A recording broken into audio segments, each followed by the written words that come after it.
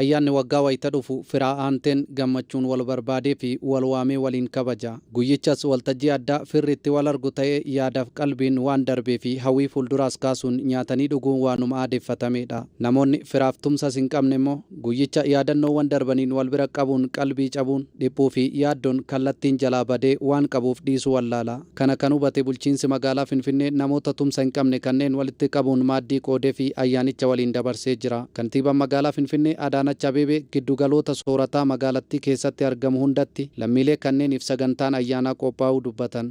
ዛሬ በከተማችን 26ቱም የምገባ ማዕከል ምንም ገቢ የሌላቸው ጠያቂ ጧሪ የሌላቸው ለችግር የተጋለጡ ወገኖቻችን har'a magaalaa keenyatti giddugala soorataa 26tti lammiilee homaa hin qabne kanneen rakkoof saaxilaman ayyaana qophii addaatiin nu waliin dabarsu. Dheengadda lammiilee harka qalleeyyii 30 oliitiif maaddii qoodneefii jirra.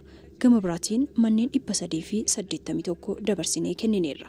Har'as ayyaana isin waliin yoo dabarsinu baay'ee nutti tola. Namoonni ayyaana kana sagantaa kanaan dabarsanis kobummaan akka isaanitti hin dhagaamnee fi abdii akka qabaatan taasisuu himanii jiru. Bulchiinsa magaalattiis galateeffatan. እናስ ጋር የተመሰገነ ይሁን ቤትም ሰጣችሁኝ Rabbiin galanni haa ga'u manas arganneerra. Har'a guyyaa addaati. Baay'een gammade. Qaamota nutumsan galateeffachuun barbaada. ደስ ብሎኛል። እትዬ አዳነች ከንቲባ አዳነች አቤቤ በጣም ደስ ብሎናል።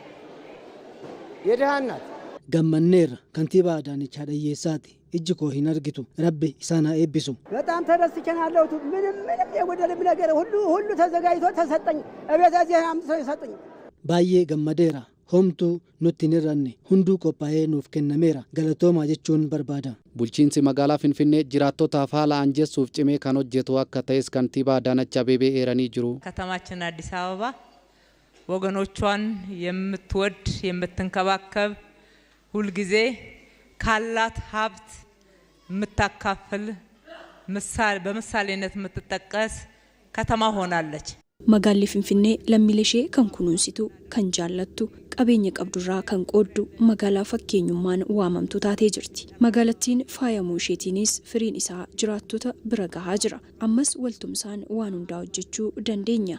Ayyaana gaarii. Jireenya jiraattota magaalattii bu'uuraan fooyyessuuf kan hojjetamu taas jedhan.